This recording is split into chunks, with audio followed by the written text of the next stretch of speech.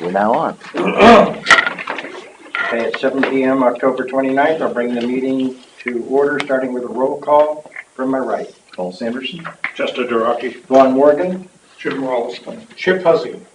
We have a quorum, and the meeting is being recorded. Okay, the first items we have on the agenda are approval of minutes. We'll take each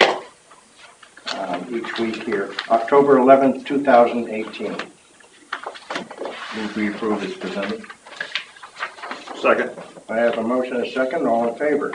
Aye. Motion passes. From October 15th. Move we approve as presented. Second. I have a motion and a second. All in favor? Aye. Motion passes. And minutes from October 22nd. Please note my abstention. I wasn't there. Okay. I move to approve the minutes of Monday, October 22nd, 2018. Second. I have a motion and a second. All in favor? Aye. Motion passes. Okay, under old business, let's bring up Coakley. Coakley update. The only update I have at this point is that the 30-day time frame is running out for the Coakley Landfill Group to have a permanent solution for the residential property on Breakfast Hill Road that did test positive for the 1,4-dioxane within the new limit. So while they are on bottled water, that is not considered a permanent solution. So I expect to hear that there's either been some kind of filtration system put into their house, because obviously water won't be run in time. Okay. And I received a call this morning from the Breakfast Hill Golf Club, just letting me know that Peter Britz was at their facility as well, looking at what they currently had for filtration systems to see if they needed to make any changes to handle 1,4-dioxane. Okay. You're saying, you mentioned time is running out. Right. They, when EPA made that order to them, they were given 30 days for a permanent solution. Mm-hmm. And bottled water was not to be considered a permanent solution. Okay. What So- happens if they don't respond in 30 days? Do you know? Or do you... I think they face EPA fines that they don't want to see. Okay. This isn't one that they have any option. Okay. Paul, anything on your end? Just in the fish and game side, we did get testing back from the fish in Berry Brook. And what we found from the testing is that the fish that came out of the hatchery were completely clean. They had a non-detect. Among the fish that were caught there, they did have some detection, but all of them were well below initial screening limits. And what we just did is we enacted a permanent rule for catch and release in Berry Brook, so that, again, that's to prevent consumption of the fish. So all that's proceeding. Okay. Any comments from the board?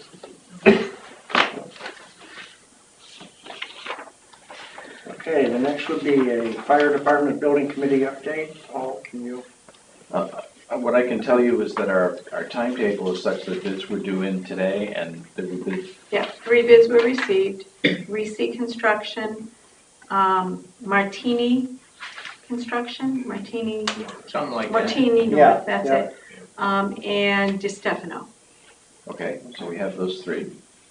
And there's a meeting of the fire department building committee tomorrow night to consider that and take a look at them and try to score the RFPs. Okay. Questions? Alrighty. Move on to Weeks Library invoices for approval. Okay, and you have 2 separate manifests for this, because we are in the process of, the bond proceeds have been received, the capital project fund has been established. Provident Bank has guaranteed us, or extended the 1.86% interest rate that we have on our sweep account to this account as well. But we don't, the checks are on order. So we don't have the checks yet to take these funds from the bond proceeds. One is scheduled to be out of the bond proceeds because Optima Bank is willing to wait on that, and they'll do a bank check for us. The other ones we have coming from the general fund, but once the checks are available, we will do an electronic transfer so that all of the capital fund expenses will show in that one place. Okay. Why wouldn't we draw down our existing capital reserve before we start using bond proceeds? We can. Everything so far to date has come out of the capital reserve, and it will stay coming out of the capital reserve. But the capital fund account will account for all of it. We will show it as expenses out, deposits in from the trust funds. Okay, We've requested the reimbursements from the trust funds, and we've received one, but we have another one still waiting. okay. They met today, so I'm sure it's coming right along. I'm just thinking the idea, it seemed to make sense to use our existing funds first before we use funds that we're gonna be paying interest on. To a point, everything that we've paid for this point, but we need to make sure that 100% of the bond proceeds are expended. Because even if you have like $400 left in your bond, it's still a lot of work and a nightmare to like close out your fund. I expect that that's only 2.9 and the project is 3.5, so I think we'll be well enough that there's not a lot of cushion, but we need to make sure that the bond gets done completely. So we'll use like half the capital reserve, all of the bond, and then finish off. Okay. Next thing I would request, I know that I think that you have a copy of the existing contracts with LaValle Bransinger. No, I do not. Okay. I think it's important that we have those documents. Okay. And the reason being that when we're asked to evaluate whether or not these invoices comply with the contract, we have to see the contract. Okay. And I know Marcia wants to speak to, that's just a question. I'm not accusing anything, it's just we want it so we can evaluate with that. And that would be true for the architect, the construction manager, any of the other documentation that's going along there.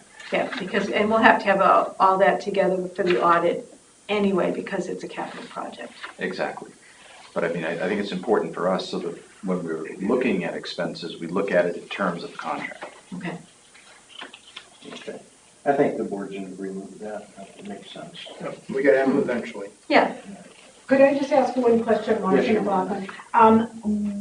When we first started in this process, I was told, and I was of the assumption, that the bond proceeds had to be spent first. That is not true. They don't have to be spent first, but they have to be spent in their entirety. Okay, thank you. Any money that is left over, if it comes under budget, things that change, that it doesn't use it all, we have to use all of the bond. Okay, thank you.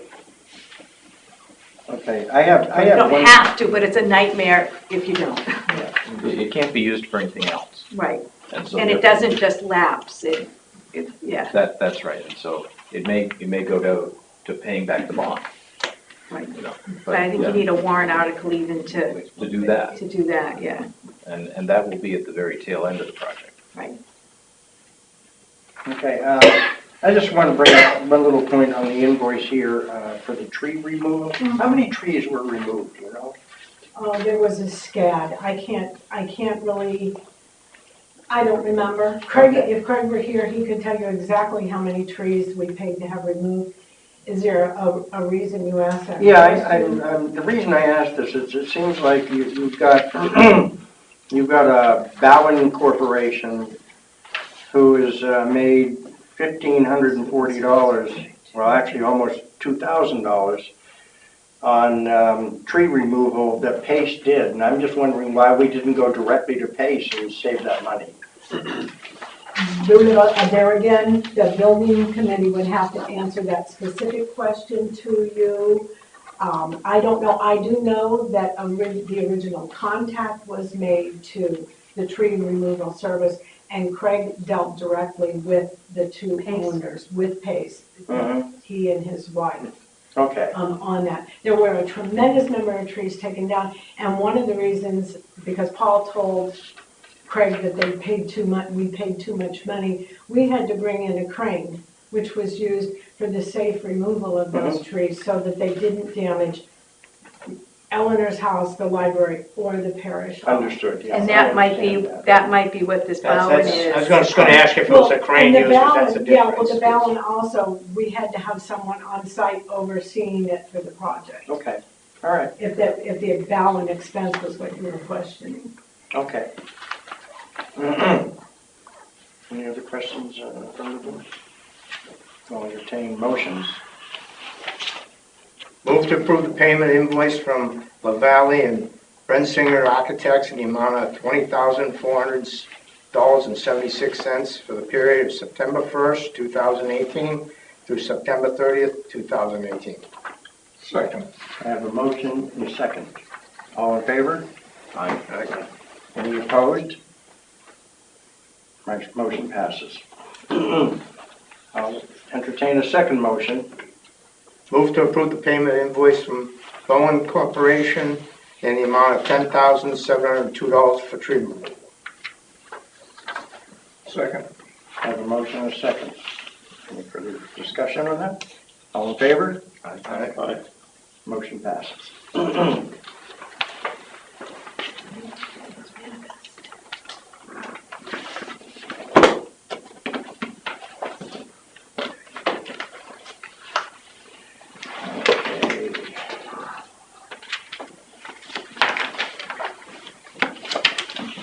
Next item on the agenda is a preliminary budget summary for final review.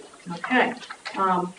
What I've done is I've made all the changes that the board recommended last week and pulled together the totals, which you'll see in your packet. The overall budget increase is $372,442.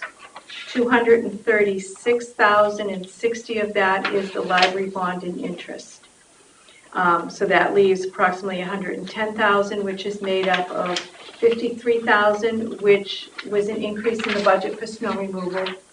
We added $50,000 to snow removal, and that $3,284 is the wages, the $2.75 for the transfer station and property maintenance supervisor. The fire department is down $682. The police department is one of the significant increases at $36,841, and that's predominantly the wage increases. That does not include the SRO. And general government is up $41,328, which is a full year of New Hampshire retirement and health insurance for the 3 new positions that were added in 2017, the 2 fire and 1 police position, as well as the 10.5% health insurance increase. That is an 8.38% overall budget increase. If we take out the bond, the debt service line, it's a 3.16% increase. Did you say 36,000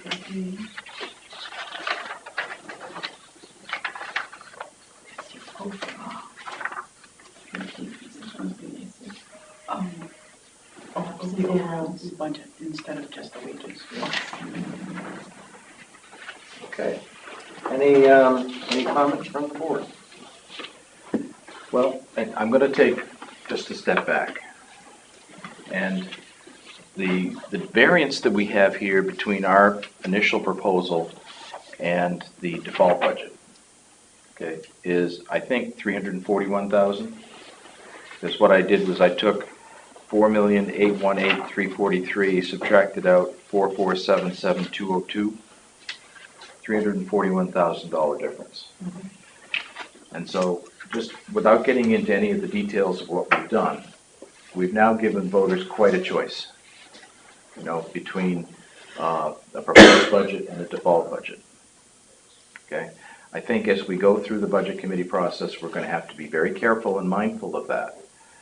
Because in this circumstance, if a person is not informed as to why things are the way they are, I think you're looking very closely at the possibility of a default budget. And I think we should work harder through the budget committee process to get the 2 numbers as close as possible in order to avoid that.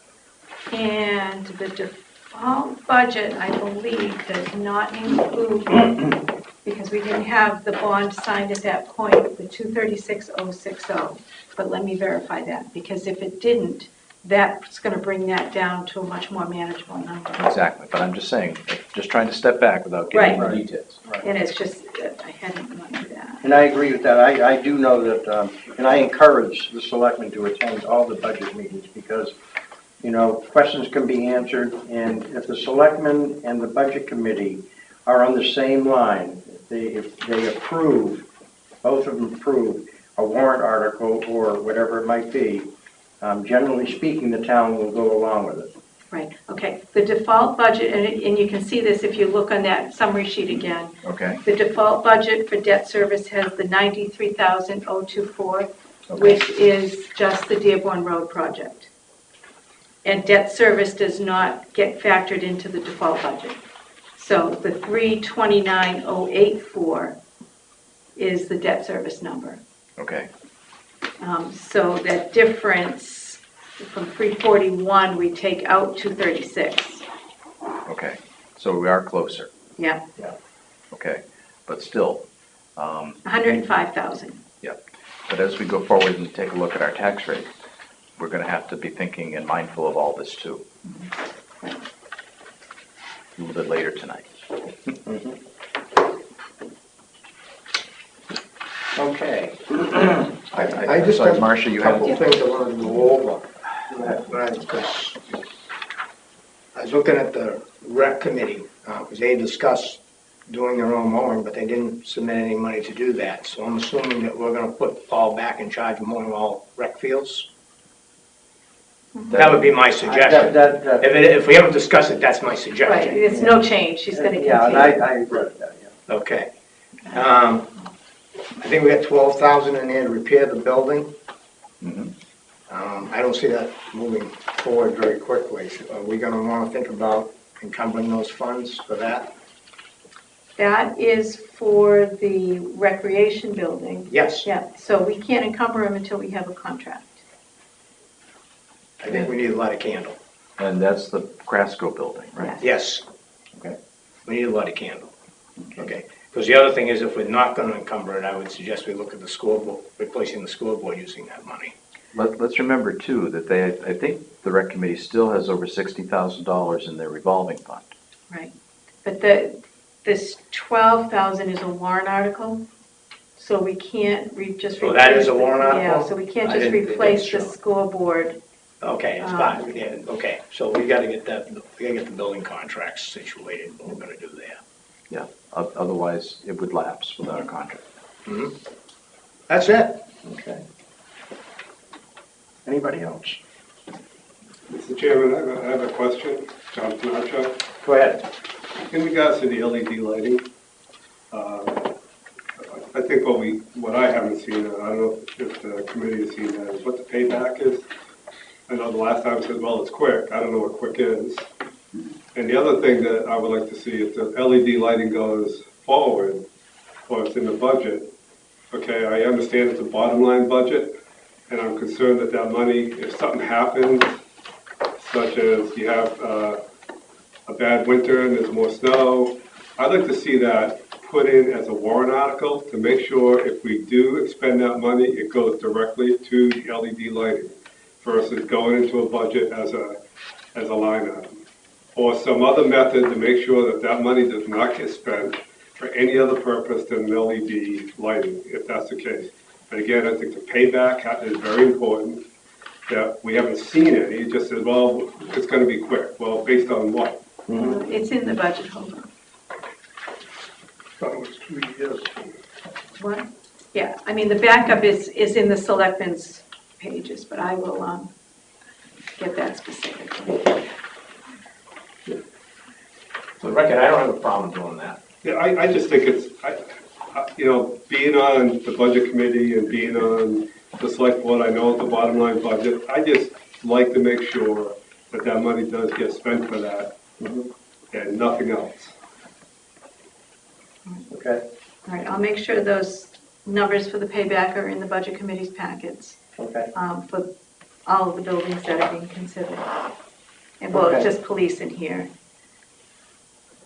I don't think anybody has a problem with that. Do you want it pulled from the budget, from Yeah. both departments and made into a warrant article?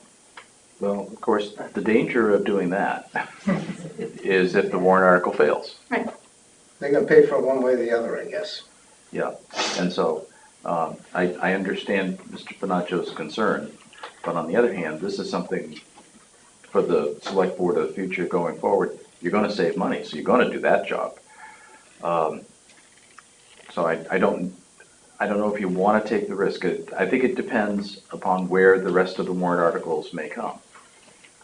But because we have to pass the budget on to the budget committee next week, we need to, that's We need to. sort of like a decision we need to like, I think what I would do at this point is I would highlight the issue, absolutely, that's perfectly fine. And then talk to the budget committee and see what their preference is about presentations. After all, they're the ones that got right, it. if they want to pull it, you guys can pull it. Bad boys. I'm actually bringing it up for a reason. Okay, Sure. because as you know, I'm on the budget committee. Okay, so I think unless I have some assurances, and I understand what Paul's saying, that it could fail, but I think if you identify it properly and the payback is there, and all that information is out there, budget, it just gets hidden in there. I want to see it up front and say, this is what we're going to be saving on this. And I think that's important. That makes people explain what it's for. Yeah. So yeah, Paul's right, but also I've been around long enough to know that if something goes on, we would use that money. We wouldn't spend it on LED lighting. Yeah. Because that's the first item that I would go to. Yeah. Because I don't need to put that in. Right. Yeah. Okay, that's all I'm saying. Okay. And The I think that, estimated annual I think savings. that's is- logical. and I think that's perfectly reasonable discussion. Yeah. Yeah, so the police department, the total estimated annual savings is $3,547 with an estimated monthly savings of $295, and the payoff would be 34 and a half months. Okay. No, I think what you're saying, John, makes sense. Sure. That's logical. So I'm just bringing that up. Yeah, That's no, just- good. Anything else? So do we want to address the unreserved fund balance? All right, so the budget, you're all set with that? Nobody else has any? Okay, all right, so I will put in.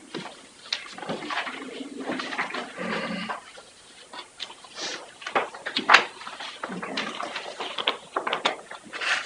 Now, I do have a revised budget that I received today from the library, which I have not plugged into that number, but it's not a substantial difference. It's increasing their wage increases from the 1.5 to the 2.75. Okay.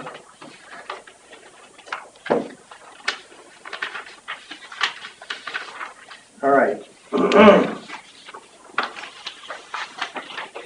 I'll hear some discussion on thoughts on what we should do with the unreserved fund balance. So that's the tax rate setting. We're skipping over, I personally wouldn't use it. Okay, I think it's time people see what they're actually spending. We shouldn't be burying it using that fund balance. okay, okay. Before, Go ahead. fine, Jim, or you. I disagree. I think it's going to be an amazing shock to some people. So I think that we need to, never mind giving them an object lesson, let's relieve them a little bit. For some of these people, it's going to be a major hit. That's my opinion. To me, I don't have enough information yet because I don't know what our potential warrant articles are. And so before I decide how much of fund balance we might want to use, I'd like to see how much we can finance out of fund balance. okay. This is a decision that needs to be made before we get a tax rate, I understand, which is now. but on the other hand, let's just, in general, Yep. talk about those. What has been pulled from the budget so far, I haven't drafted on my desk. Let me get the totals on that.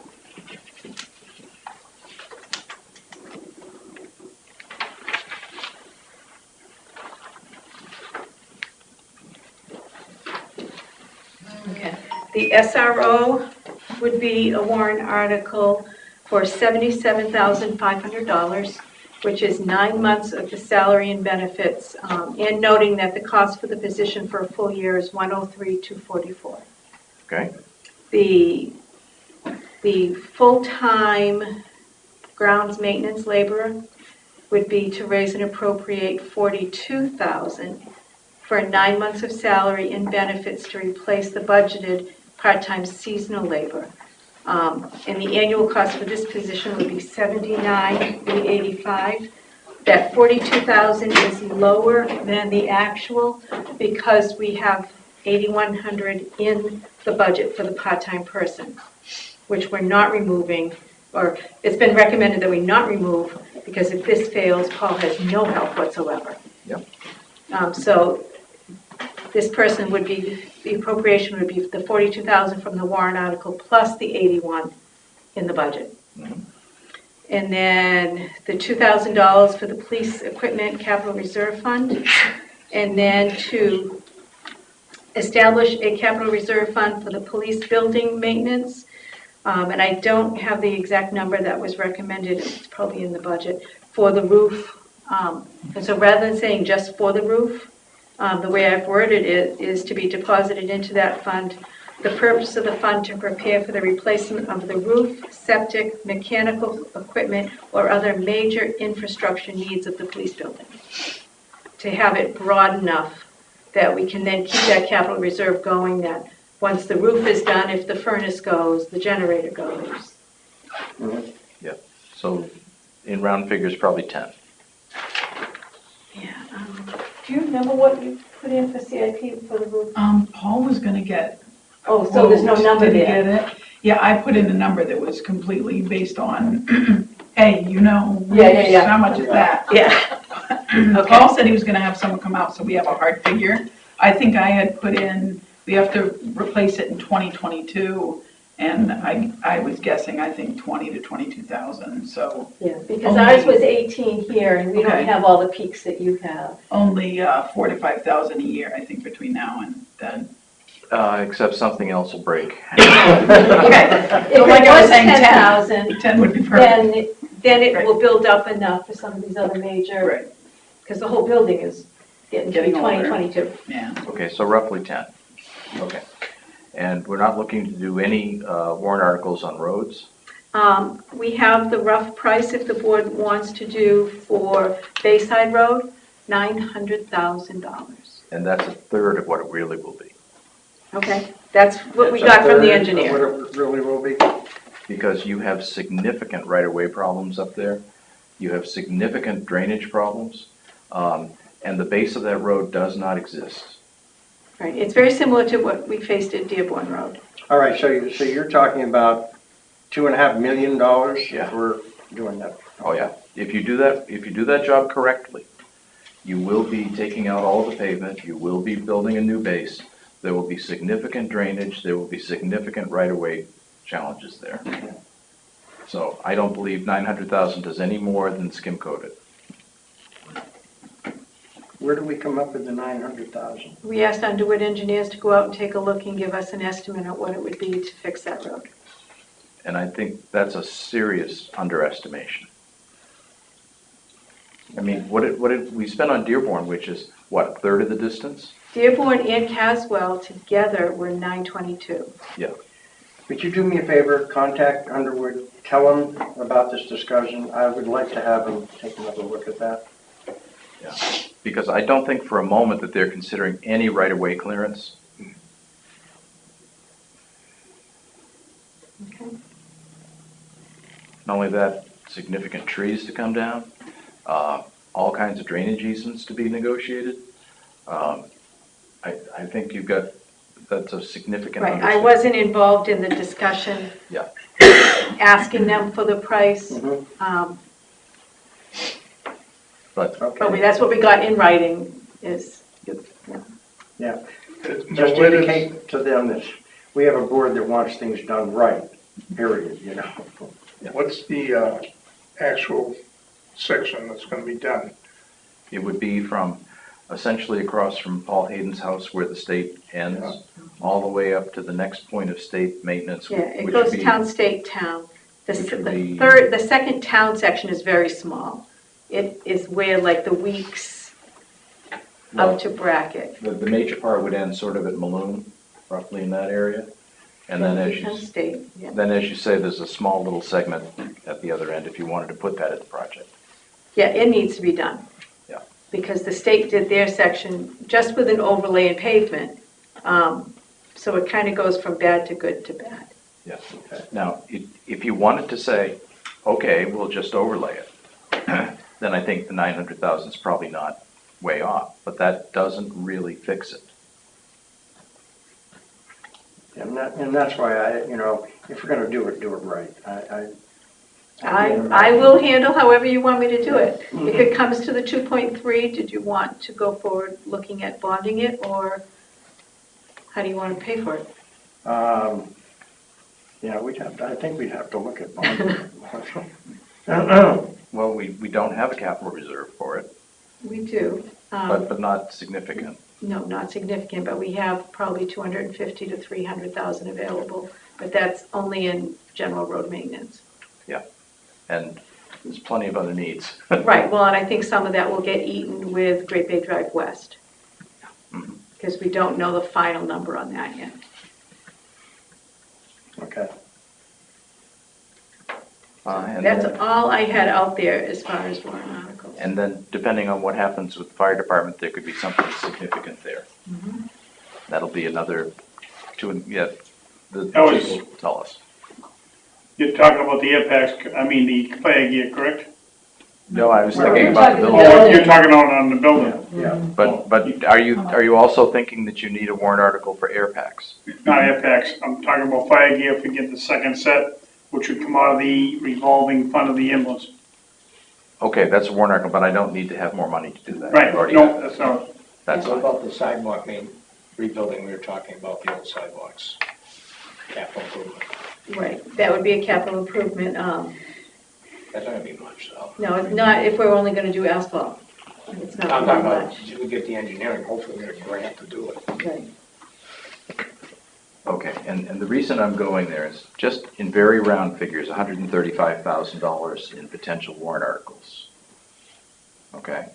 And so now we would take our unreserved fund balance, take out the 135,000 here, and then get down to the number that we want to make sure we retain, and that's what we have potentially available for tax relief. So what would that number be? We have 1.826870 in fund balance. Whatever we removed from it in the current year, like what impacts it right now is what we pulled out of it in 2018's town meeting, which was 272,938, leaving us 1.5 million to reduce taxes with.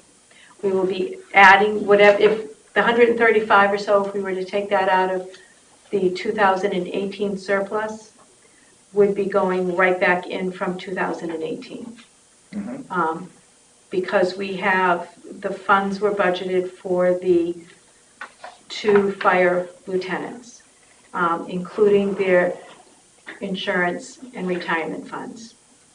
Those funds will be lapsing and going back into the undesignated fund balance. So the really important thing to know there is we can take those identified warrant article issues and pretty much fund them out of unreserved fund balance. Yeah, with no impact because it's going to be a wash. Okay, so that's really important to know. So we're starting at about 1.5 million available. Right. We have about a $13 million total tax effort. And what percentage do you want to retain? Well, the recommended is that you retain approximately 8%. If we use nothing, we're retaining 9.49. If we use 150,000, we're retaining 8.57. And if we use 250, we're retaining 7.96, right at the 8. I didn't put any of the other formulas in to see what would get us lower than the 8 for the impact. And what I did to kind of help on this is the tax rate, if we had not had a revaluation at all, if we had had just our normal growth, but without changing the values of everything, this tax rate would have come in at $18.19. And we're currently at $16.64. It would have been an increase of $1.55. And there was a 70-cent increase in the town rate, which was the 3 new positions plus the warrant articles. and an 84-cent increase in the school rate, which was their new positions in kindergarten. Most properties will see a 7% tax increase. But the larger properties ended up, the Tidewater, the Barden, the Niblick, Liam, Bay Ridge, Osprey, that area did not increase the average of the 14% in value like the rest of the town did. That area is seeing a decrease in their tax bill. The smaller houses. Not me. I don't know, I didn't look at yours. I looked at a few with Vaughn today and with Jim, and it's a huge disparity. Mhm. The smaller houses, the Meadow, McShane, Hillside, the smaller ranches, had been assessed in the 200, 225, 230 range. They are now selling for $350. Yep. They have a very large increase. Mhm.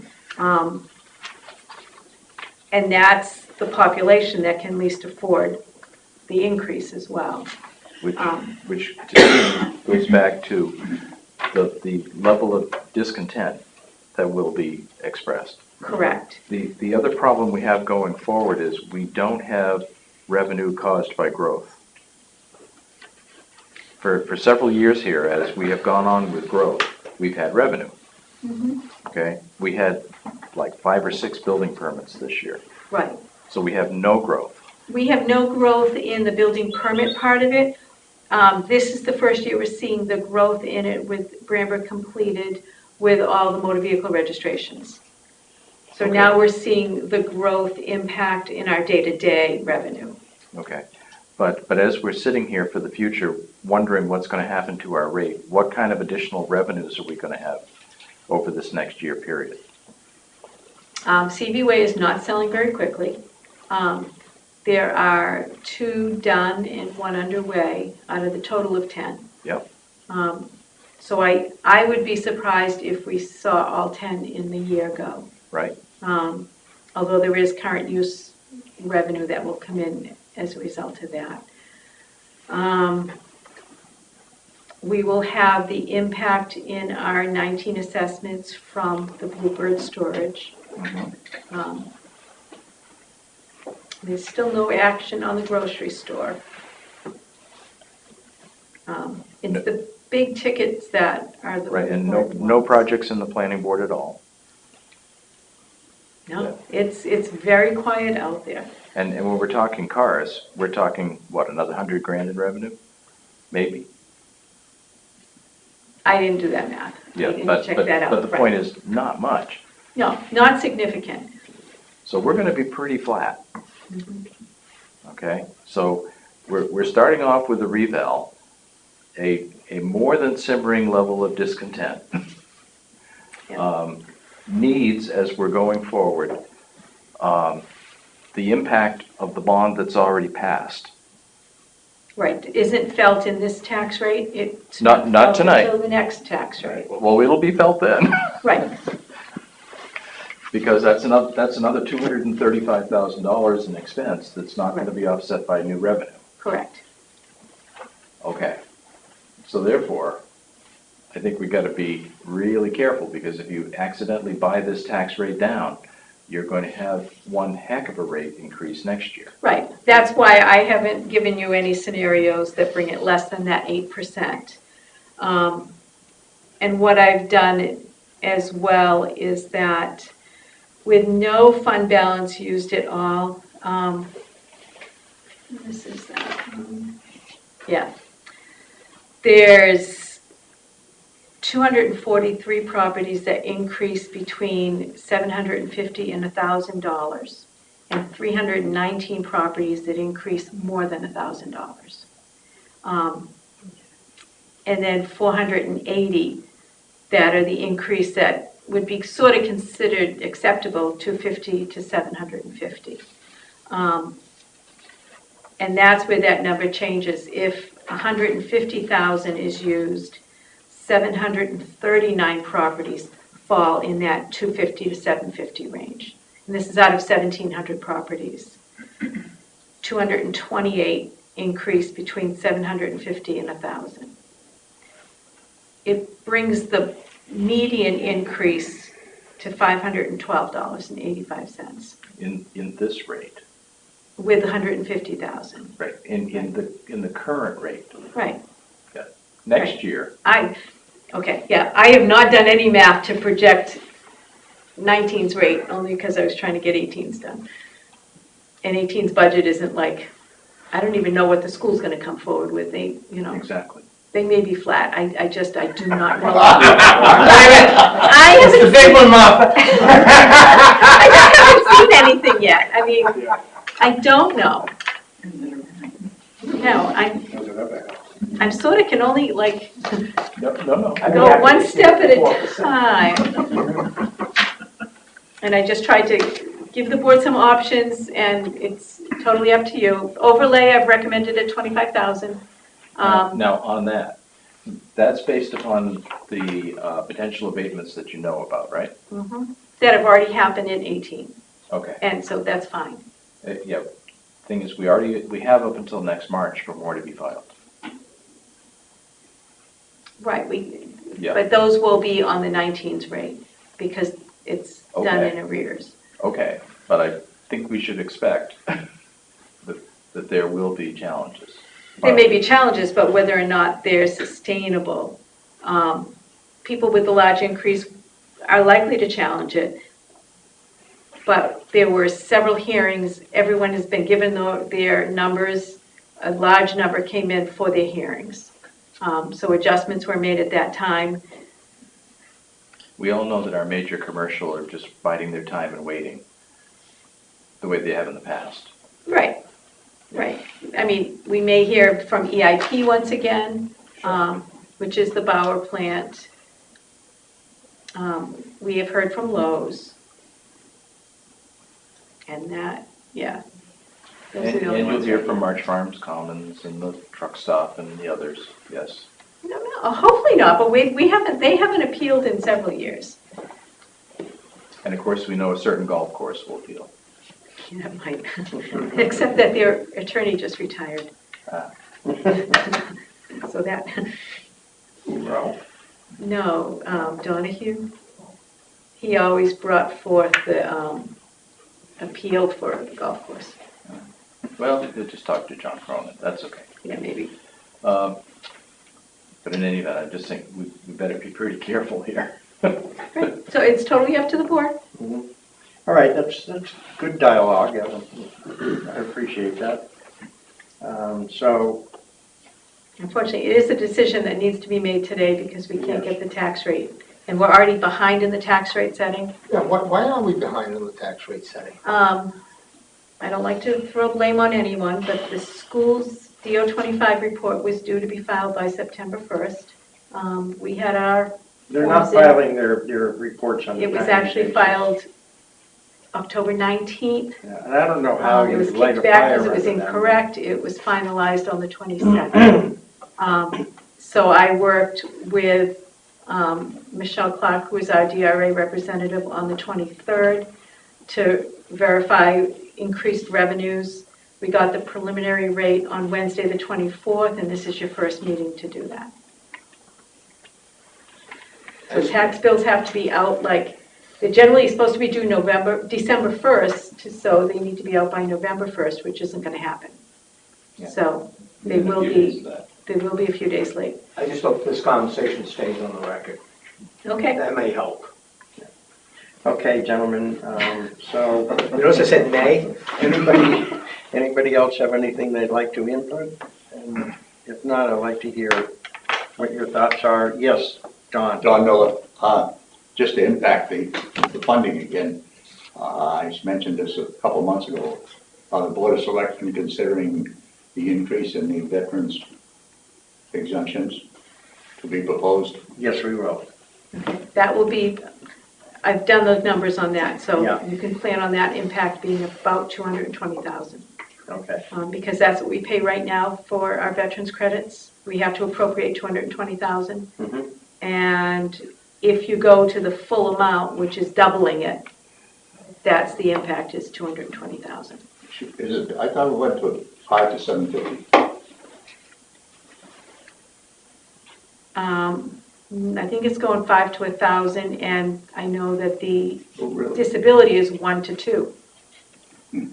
You can go anywhere in between. You don't have to go to the one. Right, you can go 5 to 6, but Right. But, and if that were done, $255,000 in expense is $1 on the tax rate. correct. Then I would recommend to the board to consider 750 and not go to the 1,000. I think the veterans, most veterans would be very happy for that. I mean, it's just my comments, my thoughts, and my Right, suggestions. I will add it to the draft list for the board.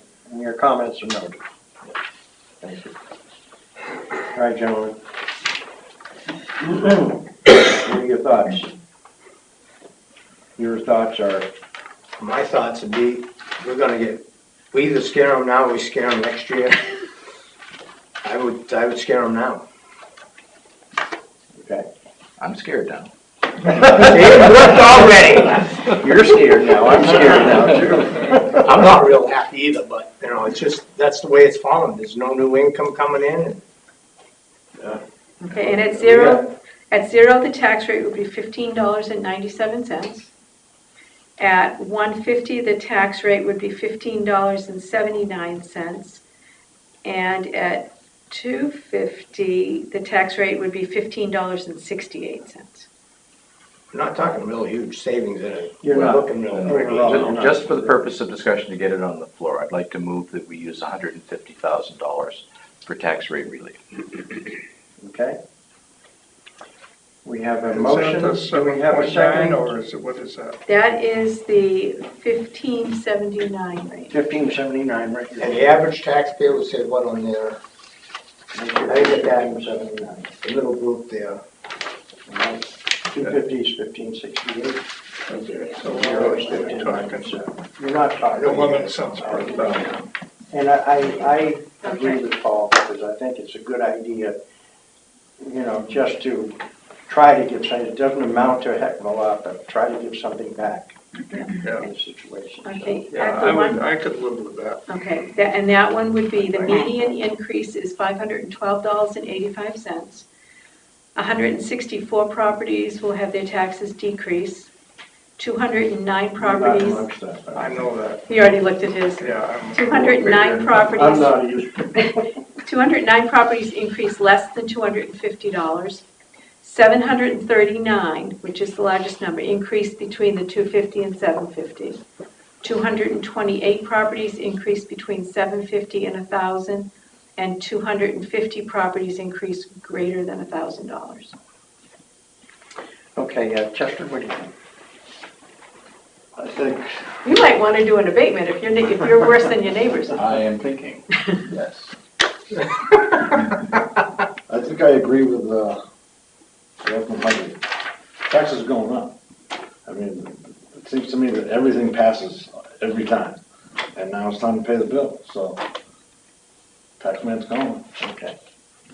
I don't think sugarcoating it and slicing it down a little bit till next year does anything but Band-Aid it. Okay. And so, then you can see your taxes are going up, then you can see that, hey, we're gonna need a new fire station, we're gonna need this, we're gonna need that. And there's no revenue coming in, so. Okay. Well, I think that they're gonna see it anyway. So I don't think there's any need to slit the jugular here. I think we can, a happy meeting. I don't know, we still may get that, Jim. I'm all for 5-5.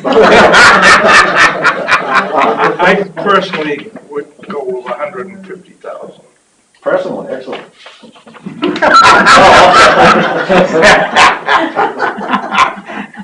All right, so we have two, We have a motion, but I don't have a second. excuse, I what? have a motion for the 150, Yep, but I'll no second. Okay.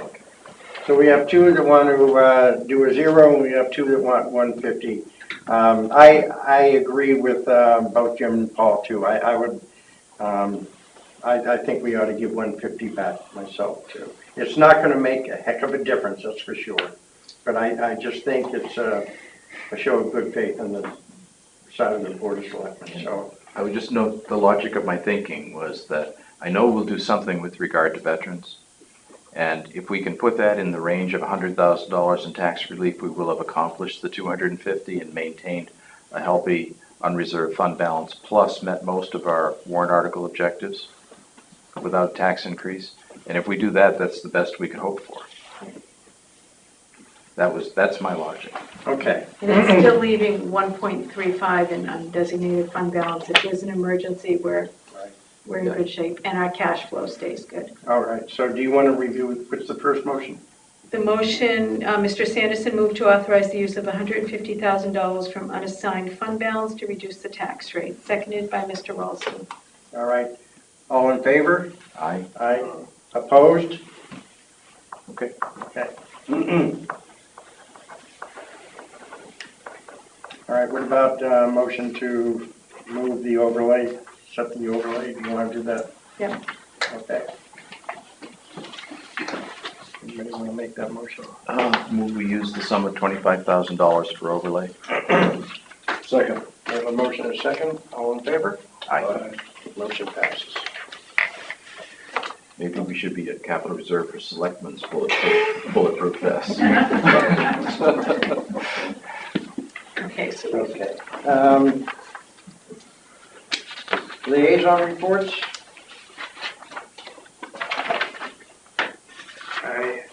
The library, I have nothing to report on that, other than that the trees are down. I don't know if anybody's taking a ride around and taking a look. It does open it up. Less leaves to have it up, right? As long as the tree ain't sitting in the library, I don't care. Another question, do they, the removal of the trees, does that include stumping? The stumping will be done in the spring. Okay. Yeah. All right. Any other liaison reports? Nothing from the rec, waiting the next meeting. Okay. I can tell you nothing from the fire or police, so, Nothing from Public Works. okay. All right. Any other old business anybody would like to bring up? Just note that we're meeting on Thursday evening at 7. Let's see here. I would note that that's also a planning board night, so planning board members will not be in attendance at that meeting. Right.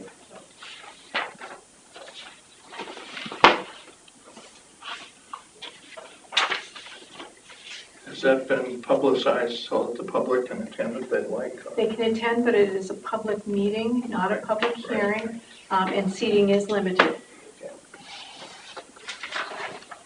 Okay. Will the bar be open? No, we have specifically said no to Who the hell said that? No, of course, Jim, coffee is served. They will be serving coffee. Might be open afterwards, who knows? Okay, review of town administrator's report. Open enrollment for the employees' health insurance has gone out. And I expect to have, slips coming back in drips and drabs fairly soon. I've only gotten 2 back so far. Health insurance rates increased by 10.5%. Dental insurance rates increased by 2.3%. As soon as we have all those forms in, we'll be able to put in an accurate number for the health insurance. As of right now, one employee has dropped from the AB10, the more expensive, to the AB20, based on the costs. And I expect a couple others, they're talking about doing the same thing. Okay. So the town's costs will drop as well, hopefully, or at least break even. We'll see. Lowe's has filed a timely request for an abatement for their 2017 property taxes. It was reviewed by our commercial assessor, Steve Traub, and not recommended, so no action was a denial. They did not submit an appraisal on their Greenland property. They filed their abatement based on an appraisal for their Seabrook property.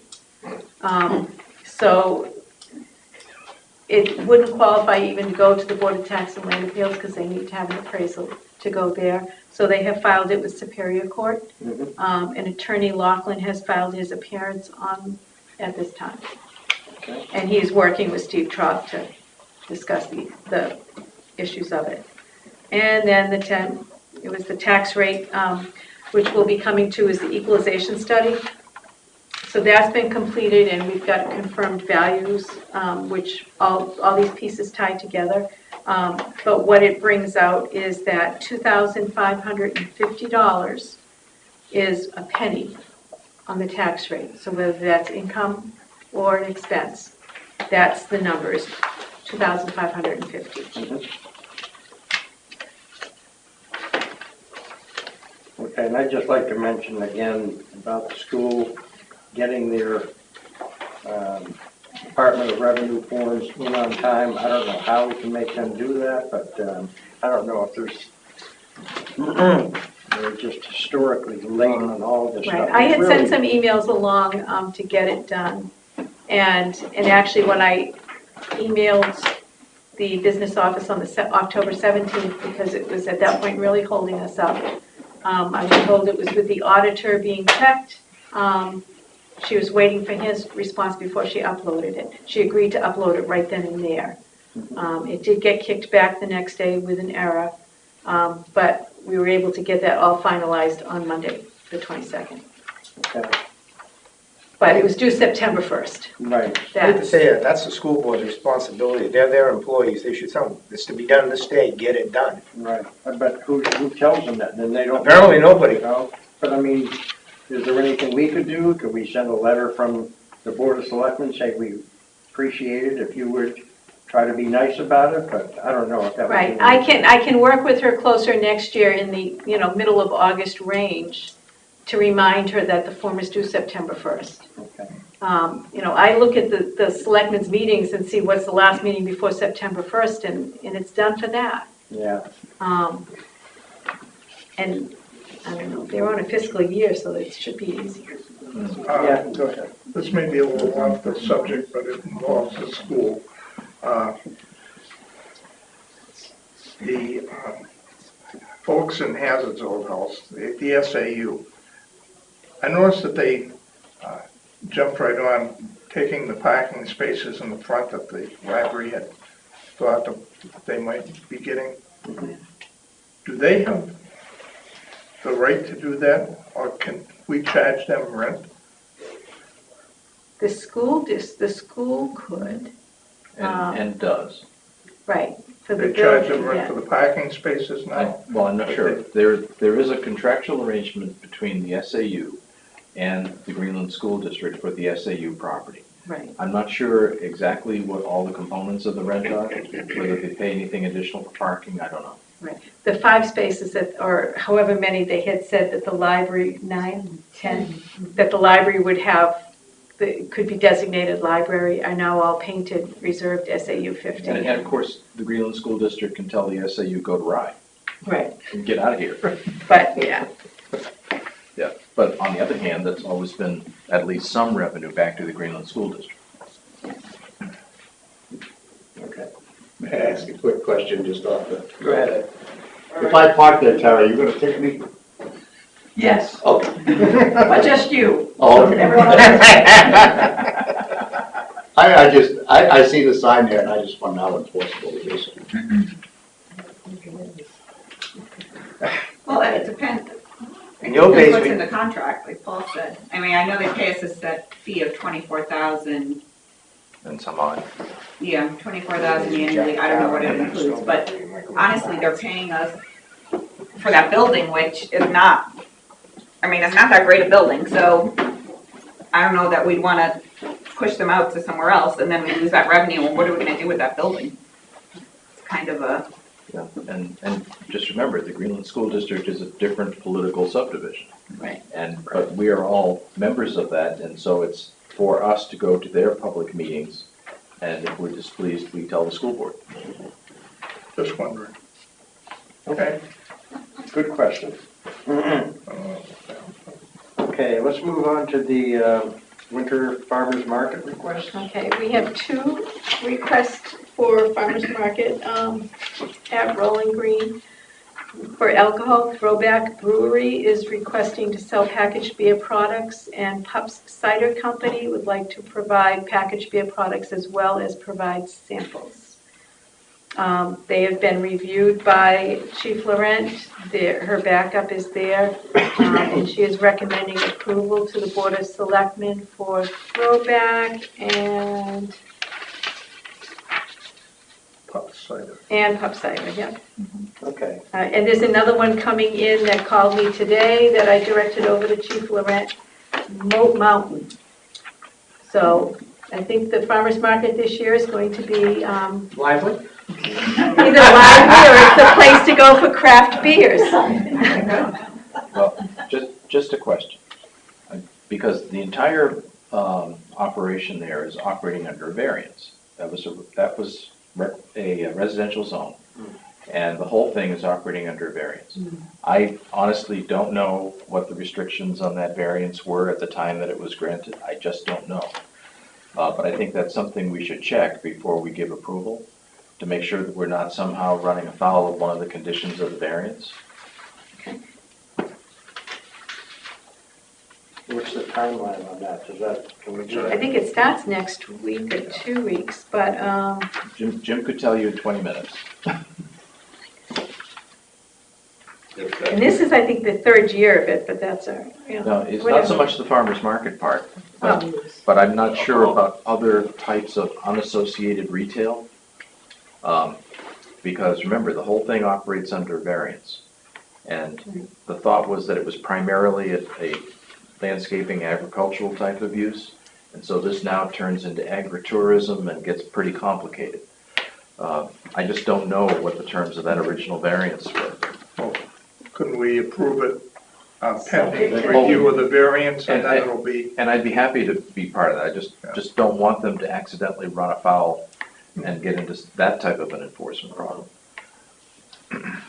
Okay. To see if they can have a farmer's market there. See if they can sell, beer, alcohol there. Well, it's more the unassociated retail, okay? Because when you think of farm stands and the rest, there's usually a restriction in there that they have to have mostly their own products. Otherwise, what happens is they become like an open-air store. And Yeah, and they have various events that they hold there, that they do wine and things. I think the cider would certainly fall under a farmer's market. yeah, it might. I just don't want them to accidentally run afoul of that. Yeah. Marcia McLaughlin, I do know that, I mean, there are a lot of things that are being sold at the farmer's market that are not plant or, that type related. There's jewelry and all sorts of different stuff. So if that's in violation. Yeah, we'll check into it and see if the zoning board put in, you can only sell the trees and whatever. And this might be 20 years ago. Right. Okay. Okay. Then let's do a motion contingent upon. Yeah. I'm gonna move that we approve the request of Throwback Brewery and Pup Cider Company to sell alcohol at the Wyndham Farmers Market at Rolling Green Nursery this winter. The samples may be available. With the approval of, Contingent upon. contingent on A Zoning, review of- the zoning. review of their, of zoning variance. compliance. Yeah. I have a Second. motion. I'm going to second. All in favor? Aye. Motion passes. All right, the 2018 equalization study has been completed and submitted into DRA for review. Keep the pink sheet aside.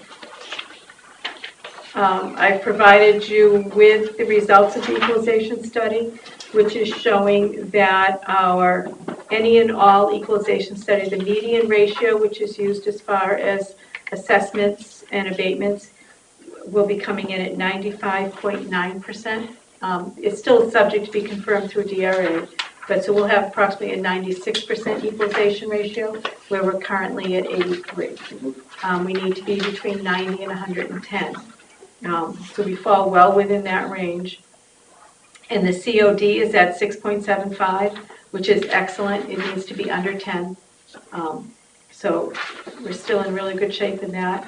What it is showing is that our waterfront properties are still running on the higher side.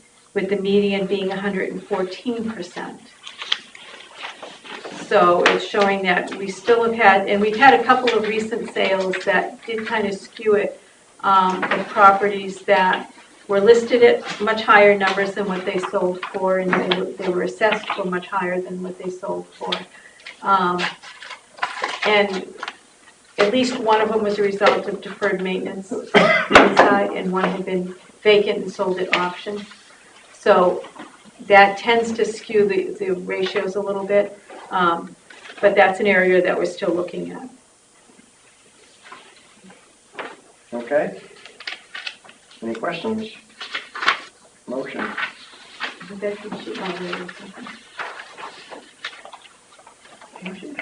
I move to approve the 2018 equalization municipal assessment data certificate. Second.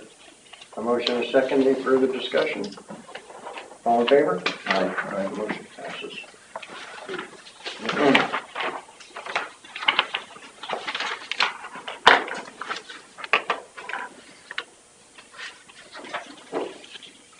Okay.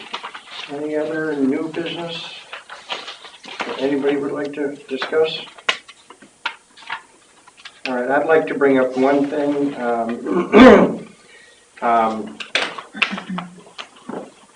Between the select board and the planning board, we have asked the Board of Selectmen in Stratham if they would like to join us as far as addressing the Route 33 corridor issue.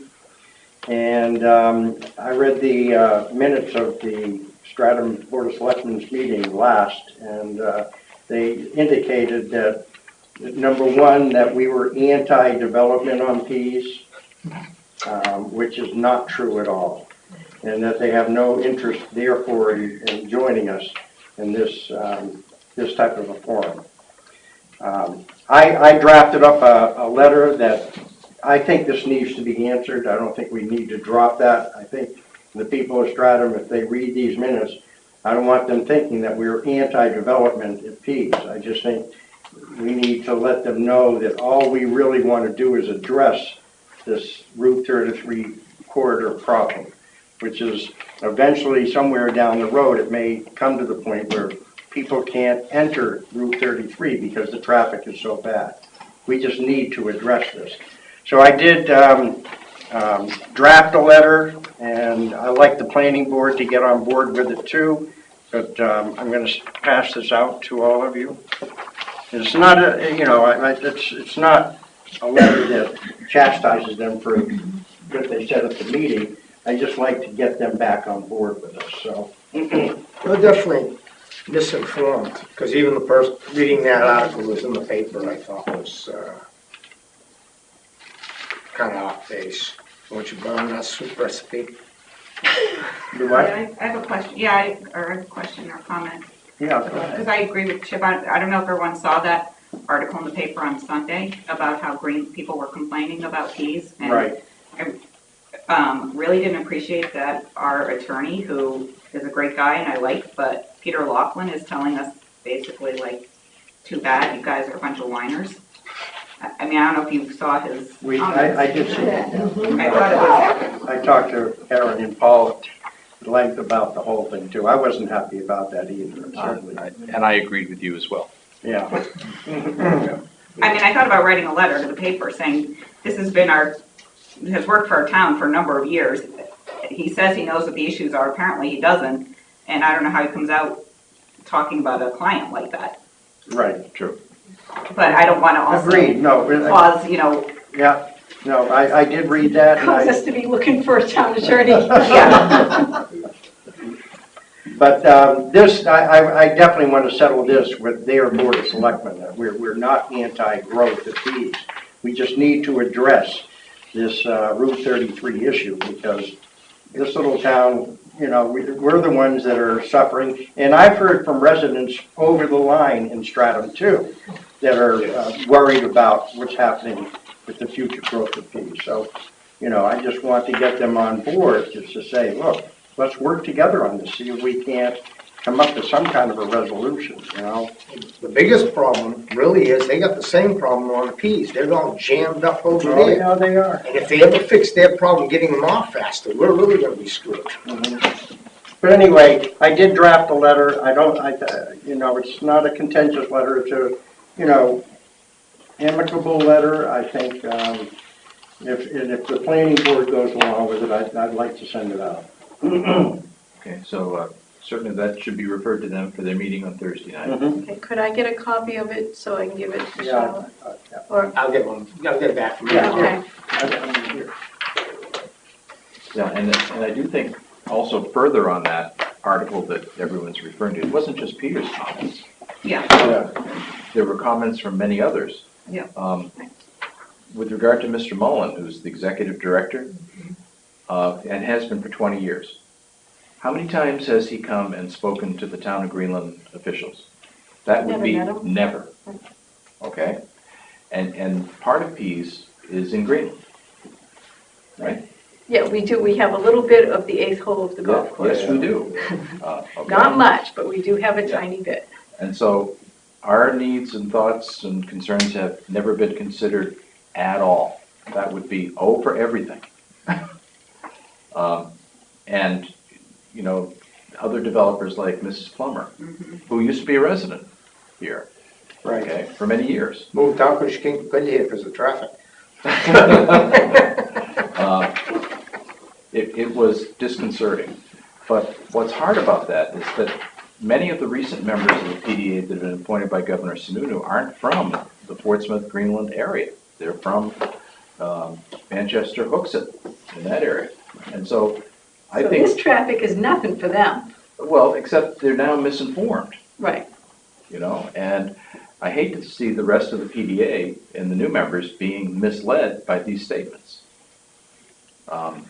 Remember, because of turnpike funds, the other side of the base has received $1 billion of funding. Billion with a B, okay? And we've received on the 33 corridor, 0. Okay, that's the problem.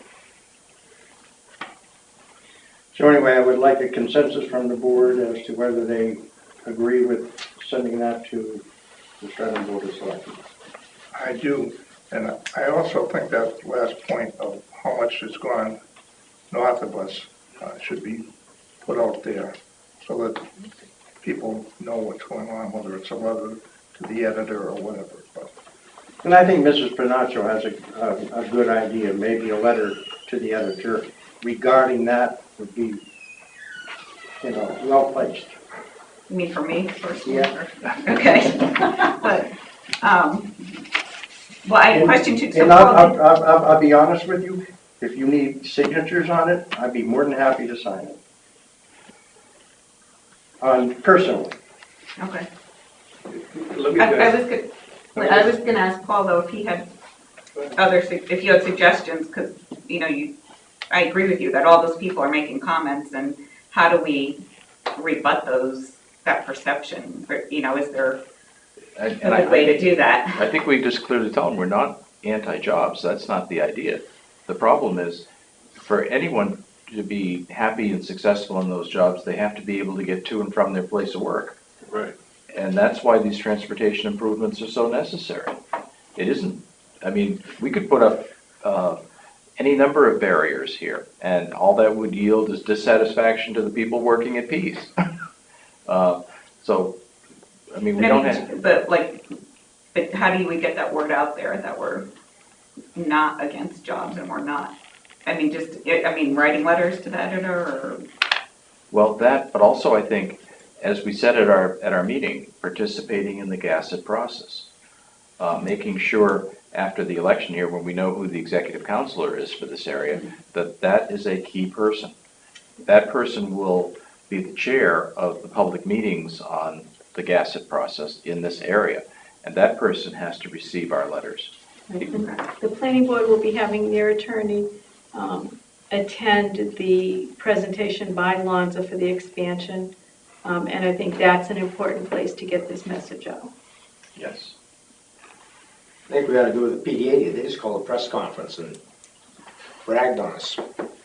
in Craig Donis. Well, you gotta remember, Renee has a big financial interest in that park. Oh, yes. Yeah, I mean, it's huge. So, I mean, she probably owns half of it. But I think At least one international and two international and probably a whole lot more I I don't mean, know. I like her, and I think she's done a great job. And I've worked on that piece for 15 years, okay? And I will tell you that when I started, back in 2003, you could get right out of there was no problem. And honestly, as I was getting closer to retirement, one of the reasons I retired, I just got tired of the traffic, getting out of that park. I would actually leave early. I mean, so it's constant, and since I've been retired, I won't go out on that road until after 9 o'clock. Yes. And that's what people are doing, they're waiting. I don't know if you see it, but you wait, and then in the afternoon, it starts at 3 o'clock. It doesn't start at 3:45, it starts at 3 o'clock. Yes. Okay, that's when a lot of places get out. So that traffic is constant from 3 to 5 to 6. And that doesn't, by the way, that doesn't affect Stratham as much as we, because once you get by that light, Right. the traffic goes, and some people are going toward Durham, some people go the other way. So Stratham does not see that as much as we do, but it does have a huge impact. And if you're on those side streets, you can't get out there either. So I don't think it's the development, because I think they did a great job, and you want jobs to come in. And as Paul said earlier, that's going to impact them attracting people in the future, because they're going to get tired of the traffic. They can't get out of that park, and then when there's a storm, you can't get out of that park for at least an hour or 2 hours. That's how bad it is. Yeah. So I think that article was so misleading, it was incredible. I mean, I think I was flabbergasted that they actually made those comments. Yeah, I was too. I was too, yeah. Well, and to add on to your comments, the reason they're leaving at 3 is they've started at 6. Well, why do you think that is? Because of the traffic. In other words, that's part of their diversion tactic here, is they start earlier and earlier and earlier. And so it'll be 5 to 2 and 6 to 3 and. Well, I will say the bike path that they put in surely reduced the traffic by a tremendous amount. There's so many bikes that you can't get out of there on the bike. Well, Oh, Peter, that was the biggest waste of money I've ever seen. Yeah, and in working with DOT, they have TEC MAC funds, congestion mitigation funds. This is congestion, Yeah. okay? And so there are alternatives with buses and trolleys, and they have tracks that are right there. They have all kinds of alternatives they can consider, but nothing other than the single-family automobile has been used so far. You know? Okay. So, And the bicycle. to do that.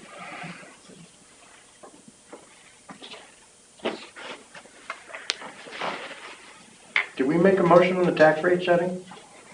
We did. 1579. Yeah, Yeah, we did it in the overlay. Yeah. To use 150,000. In the overlay. The motion, okay. Yeah, we did. The tax rate part, Yeah, 25% separate. Okay. Okay. yeah, we did. All right. Okay. What's next, Jim? Manifest. Yeah.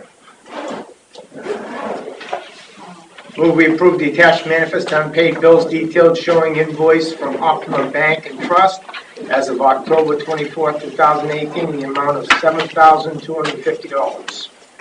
Motion and the second, all in favor? Aye. Motion passes. I move we approve the attached manifest of unpaid bills detail as of November 1st, 2018, in the amount of $31,102.76. That's the capital fund library accounts payable. Second. Motion and second, all in favor? Aye. Motion passes.